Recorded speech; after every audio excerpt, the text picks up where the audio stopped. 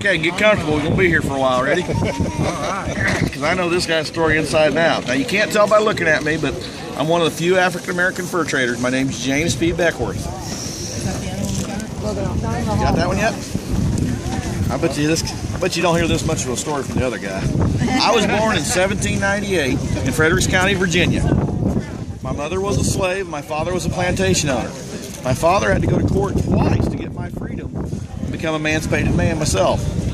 Now, in the 1800s, my family moved to St. Louis, Missouri. Remember that. We're going to come back to it, okay? All right. Well, I went to St. Louis, Missouri. I went to work for a man as an apprentice in a blacksmith shop. Now, me and him didn't get along very well. It seemed like he liked me and I didn't like him, and I didn't like being a blacksmith. So after a while, one day when I got mad, I decided to quit and left there. I went down to the Fever River area, down and around New Orleans and everything, working in the zinc mines.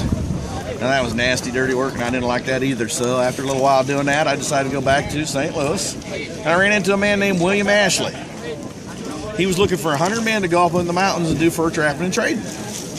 Okay? I'd never done any of that before, but I knew I'd be perfect at it. So I signed up. Now, Jim Bridget and Joe Meeks and a few others, they taught me the tools of trade, and I survived real well and did real good at it. Now, along the ways, I had quite a few interactions with the Native American people. In fact, I ran a little trading post where I married a couple of Blackfoot women, and that didn't last very long. And I was actually captured by the Crow Indians. Now, some people say it was a business arrangement between the American Fur Trapping Company, and some people say I was captured. It's my story, I was captured. Sounds better, right? Yeah. So I was captured there, and I lived with them for about 10 years. Now, while I lived with them, all captured and everything, you wonder why I lived somebody captured for 10 years, right? Well, you know, there was this gal there I kind of had my eye on. Her name was Pine Tree. Okay? But she told me she wouldn't marry me until she ran into a red-headed Indian. That might have been a week or two coming. I'm right here. One night I went off on a war party, raid, and I didn't come back. She became so distraught when I returned a few days later, she agreed to marry me. About 2 weeks after that, I went back to St. Louis without her. When I got to St. Louis, I ran into a man named William Sublette, and he was recruiting men to go fight in the Florida Seminole Indian Wars. So I went down to Florida to fight. So I thought that'd be great fun and adventure, and signed up.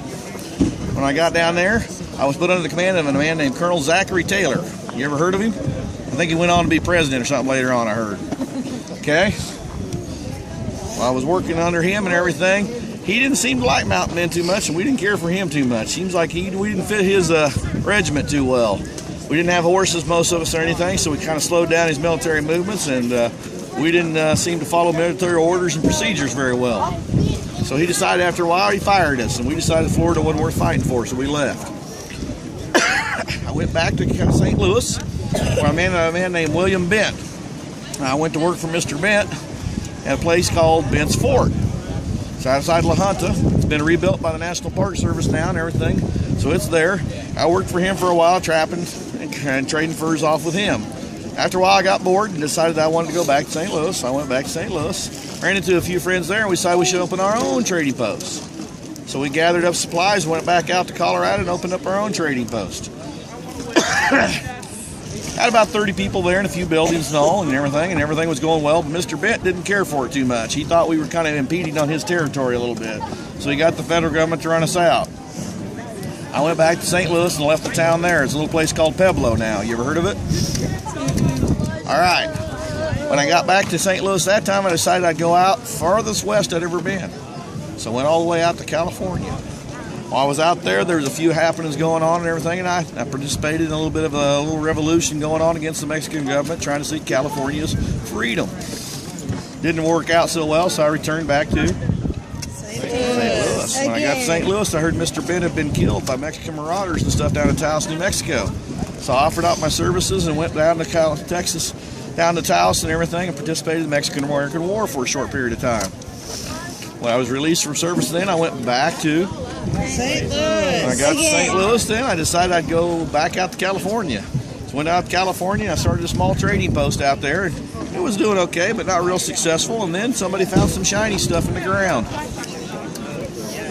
Silver. Oh. So the gold rush began. Now that went pretty well for me and helped my business quite a bit, and for some reason a lot of nights at night I was spending a lot of time in the hotel saloon. I don't know what I was doing there, but I was there quite a bit. And a local magistrate who got enthralled by my stories and stuff while I was there decided that he proceeded to write them down and put them into book form. Now, I'm one of the few trappers and traders who had their stories recorded and put down in book form, so I'm kind of the authority on things on that. Now, historians have went through my book and pretty well established that most of my stories are pretty well true. Most of the events are as I said they happened. Some of the names may be a little spelled wrong, and some of the numbers may be off. For some reason, if there was 50 Indians in the story, there might have been 500 in my story. Or 10 trappers, might have been 50 trappers in real life. But I was always the hero. All right. In fact, I kind of picked up the nickname the Gaudy Liar along the way for some reason. Now, about 1856 or so, I returned back to St. Louis, and I decided I was getting up there in my years and all, and I wanted to find a place to settle down, so I wanted to go back.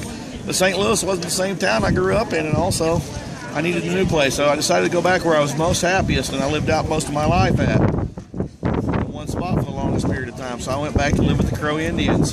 I died in 1866. Now, I survived all these wars and everything else. What do you think I died from?